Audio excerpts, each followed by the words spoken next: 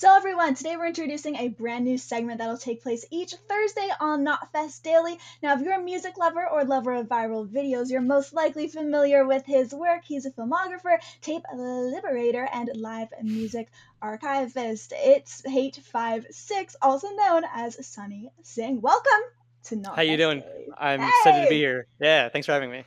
Of course, I'm so hyped to do this. It's always really fun when we have guests, but when it's consistent, and I think to myself, we're going to be shooting the breeze all the time now. It's really exciting. So, Yeah, welcome to yeah. the show. Thank you. Yeah, it's I think I posted about coming on here last night, and a lot of my viewers were super excited. So I think it's going to be a Awesome. cool thing to be a part of moving forward. Um, I'm absolutely psyched for it. We've covered a couple of your videos in the past, posted some really funny ones, some more serious ones. So before we actually dive into some of your newest clips today on the show, I'd love for you to just tell everyone and all of the viewers how you kind of fell in love with documenting live music and film in general. Yeah, so anyone who's read any interview with me has heard the story 1,000 times. But I started collecting VHS tapes of bands back in like '99, 2000 when I was still in high school. Back then, this is pre-YouTube, pre-internet video. People were sneaking cameras into large concerts and recording them, and then making VHS copies of those tapes and distributing it. So there was like an underground community of people who were tape traders. So I got sucked into that, and I really fell in love with the idea of live recordings as being like a special moment in time that you could relive or experience a show.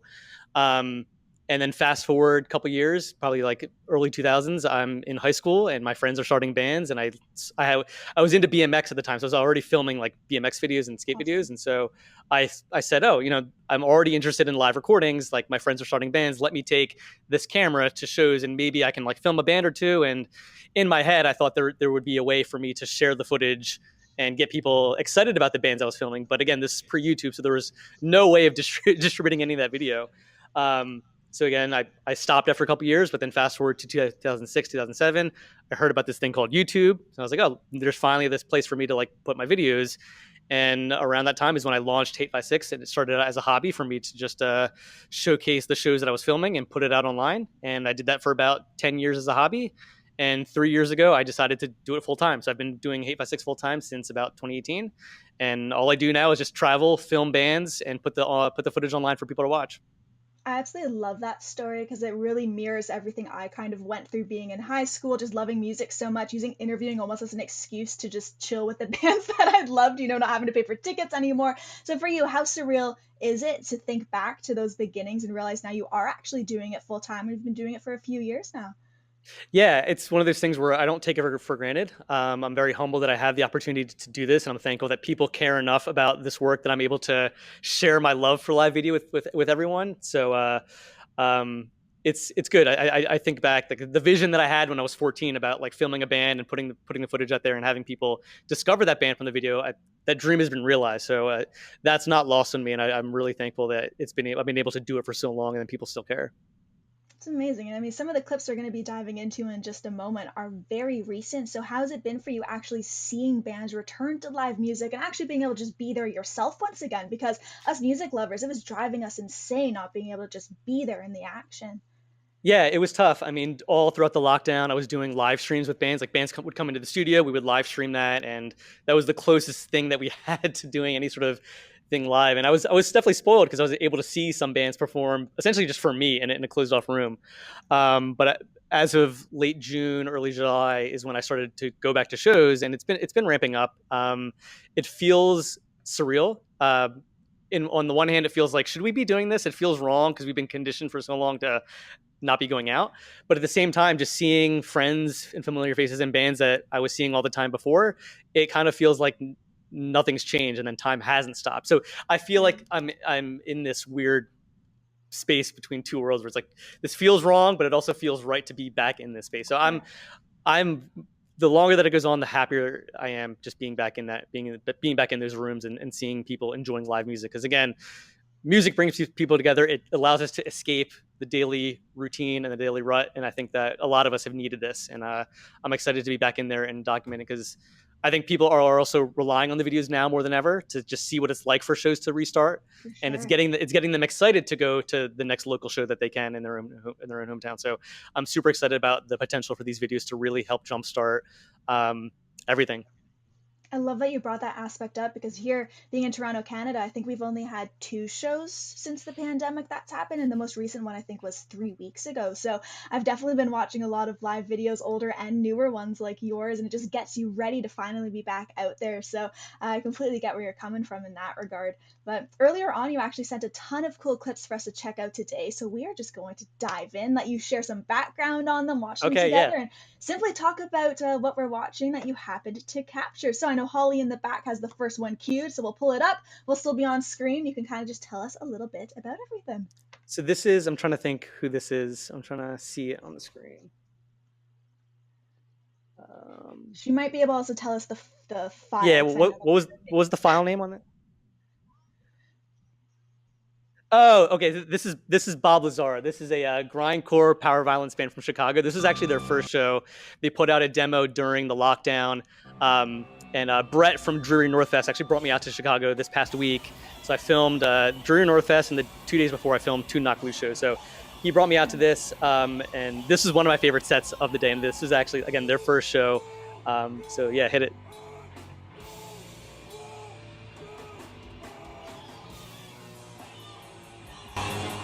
just the energy has me so excited to finally be back at one of these things. Yeah, the room was, people were definitely excited to be like moving around and around again around other people who were into that kind of music. Right. Is the sound coming through? Because I can't hear it. Okay. I can definitely hear it on my end. Got it. Okay. Yeah, so that whole fest was a mix of grindcore power violence and a lot of noise, so industrial like electronic music. So that's not stuff I normally film. So I don't know if we're gonna go through some of those other clips, but there were definitely artists who were, they have like a whole rig of just electronic instruments, and they're just like fiddling with knobs and plugging things in and out, and it's cool. It's like harsh noise, and it's not something that I've ever really shot before. So for me, it was a cool experience to document all that. You mentioned Yeah, from that show, you should put on either you put on the Rush Falconer set. That'll give viewers like a sense of what I'm talking about. And you had mentioned previously how it's not necessarily that last clip, the genre you're used to shooting. So, what kind of is your preferred concert to go to? Is there a go to for you? I honestly, I'll film anything. My dad is like, "Oh, you need to branch out and film hip hop and country, all this stuff." But like, I will literally film anything. So I typically gravitate toward like hardcore punk and metal. It's not that I'm against noise or against certain genres. It's just that I don't. I'm rarely at those spaces. Like, I'm more likely to shoot a show that I would go to, like for fun. I should say. Right. But I do like the challenge of filming something new. So again, this whole fest, which was noise bands, that was a nice challenge for me to figure out like how's the best way to capture this that's going to reflect what it's like to be in the room. Because again, there's no one like stage diving. There's not a lot of like moshing. It's just a lot of focus on the performer and the noises that they're creating with their electronic gear. So, how did you end up? We're, of course, going to watch the clip, which we'll let Holly play in the background as we chat now. But I'd love to know how did you kind of take a different approach then? Because here we can see your side stage. You're very close to the bands. There's a little bit of focus on the crowd, but more so on the members themselves. So, how did you really adapt to the scenario, the situation? Yeah, so when I'm filming like a hardcore show or metal show, I'm panning very quickly between the crowd who's going crazy and the band and anyone stage diving in the middle. But for something like this, I really just kept the focus on the artist and what they were doing with their noise rig. Again, just to draw the viewer's attention to that. And I pan to the crowd a little bit just to show that people are engaged in watching it. But it's a lot less motion for me. A lot of my videos have a lot of fast movement to them, just to complement the energy of the show. And so here for these bands, I was really just focused on more steady shots and just zooming in and focusing on like as much a detail of what the artist was doing to produce the noises that they were creating. So it was definitely a change of pace for me to not have to like dodge stage divers and things like that. Yeah, exactly. It's really interesting to hear because I used to do concert photography, but I've never done the video side of things. And I feel like to the average person, you would just, not to downplay it at all, because I have friends who are videographers, and the amount of skill that goes into it is crazy. But a lot of people don't understand that. They don't see the thought process behind the scenes and what actually goes into it. So hearing you talking about the different approaches to each set and even genres in general, I think will really open to a lot of people's eyes who happen to be watching this. Yeah, it's a totally different beast because again, I want my videos to bring the viewer into like what it's like to be in the room.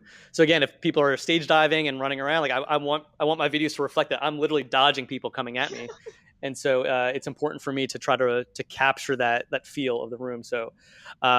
Yeah, so Rush Falconer again, harsh noise industrial electronic from Chicago. I think a lot of the bands on the fest were from the Midwest, if not exclusively from Chicago. Okay. Is there another one that you'd love for us to check out next? Anything in specific?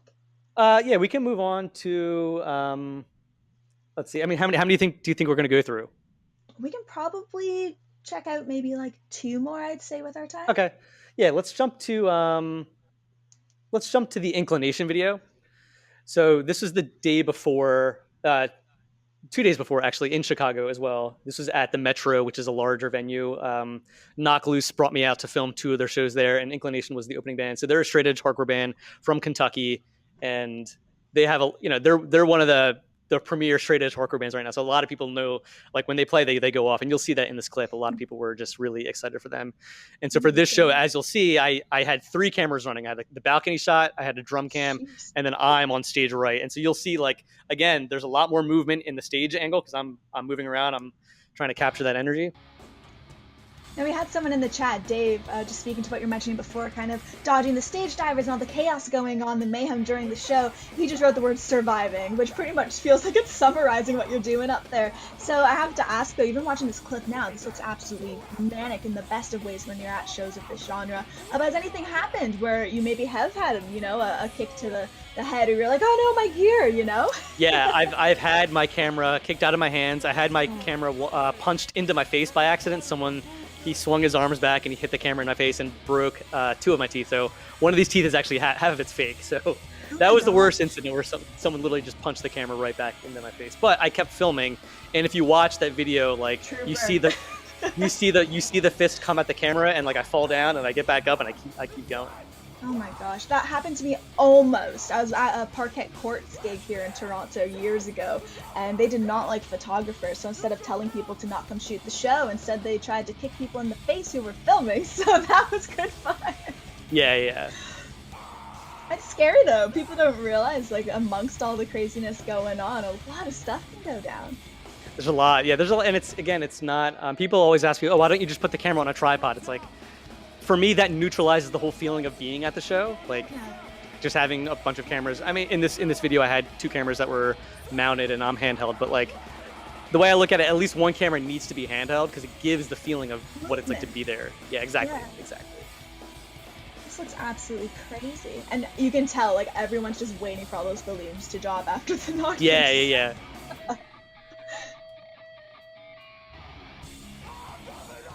Oh my gosh. So when you're at shows and you're actually participating as a fan rather than filming them, are you normally in the pit, or are you kind of like the hands in pocket, let's check this out from the side kind of guy? So it's actually very rare for me to be at a show that I'm not filming at this point. I get a lot of anxiety now if I'm at a show and I'm not filming, because I'm like thinking about what angles I would get, or I'm worried about people asking me, hey, why aren't you filming tonight? So depends on the band. Like sometimes I'll be in the thick of it. There's actually shows that I will film, and it's a band that I love so much that I'll hand the camera off to someone and I'll jump in the pit. Like that happens maybe once or twice a year. I'll actually like get into the action. But yeah, it depends. It really depends on the show. Sometimes I just hang out in the back. If it's like a bigger like concert that I'm at, like just hang out in the back and enjoy it for once. Nice. Well, for the last clip, is there anything in specific you want to dive into? Yeah, we can put on the Harm's Way. So the Harm's Way video that went viral. There's a Harm's Way clip that went viral over the pandemic of them performing at This Is Hardcore. So what the backstory is on this clip. So this band called Incendiary was supposed to open for Knock Loose, but their flight got canceled from New York because of Hurricane Ida. So last minute, Harm's Way stepped up because they're from Chicago, and they filled in. And this was actually their first show back in 2 years. So they were super nervous, but again, they're a well-oiled machine, and they're very good. So they were able to just like kill it. So I think this is a good clip to run. Amazing.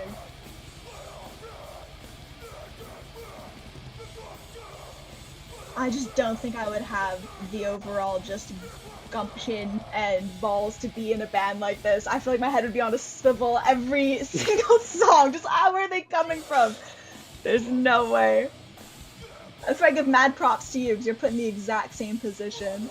Yeah. But I've learned to like anticipate it. Like I mean, knock on wood, I'm probably gonna get punched at the next show, but I feel like I'm pretty good at like knowing when someone's coming at me and like when to move out of the way.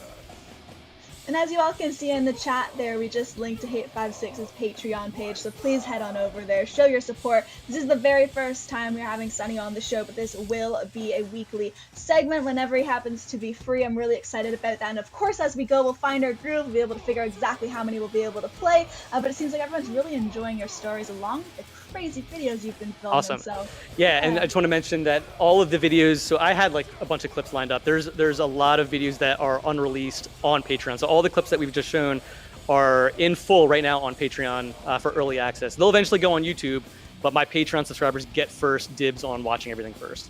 Amazing. And it's really interesting because earlier today I was looking through your feed and just kind of getting even more familiar than just the clips that I've seen circling around.